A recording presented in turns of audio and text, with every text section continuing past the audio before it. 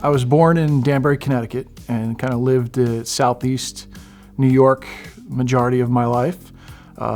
Lived and breathed football growing up. Loved the game nonstop. Was watching games. Lived and breathed every play that the New York Jets had growing up. I would watch Super Bowl highlights and was even tested in high school by a social studies teacher, Super Bowl trivia, and I got out of taking a test because I knew everything.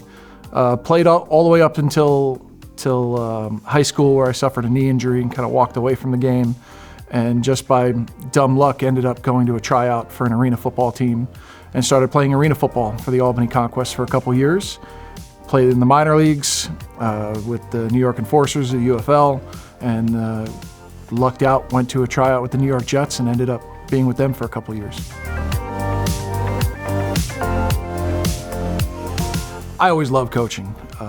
Some of my biggest influencers of my life were coaches. So I knew from a very young age that I wanted to become a coach and just didn't know what direction I was really going to go in.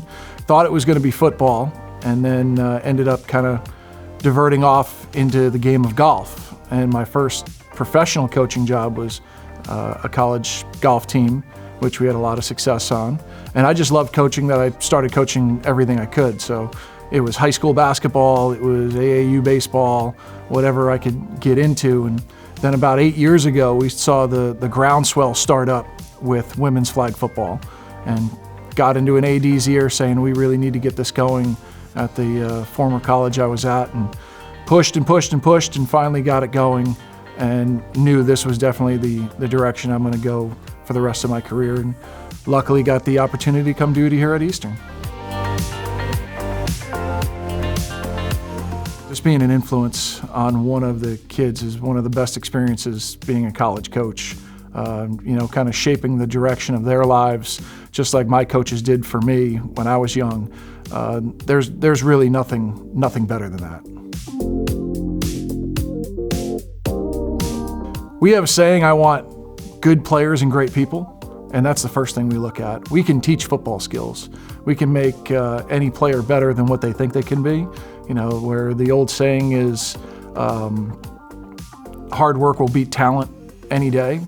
We can, as long as I get a player that first on the field is willing to work hard and is dedicated to the game, but also respectful, on time, good teammate, good in the community. Those are the big keys that we look for, because that's going to separate you from another player, because we can make it work on the field. Off season right now, we're weight room meetings, installs for game plans, stuff like that, on top of their full academic regimen that they have to go through.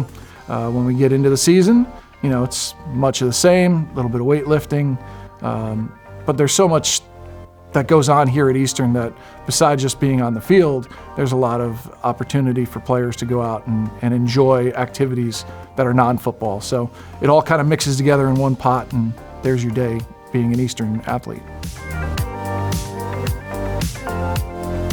I would hope that the time they leave our program here at Eastern, they are shaped into leaders.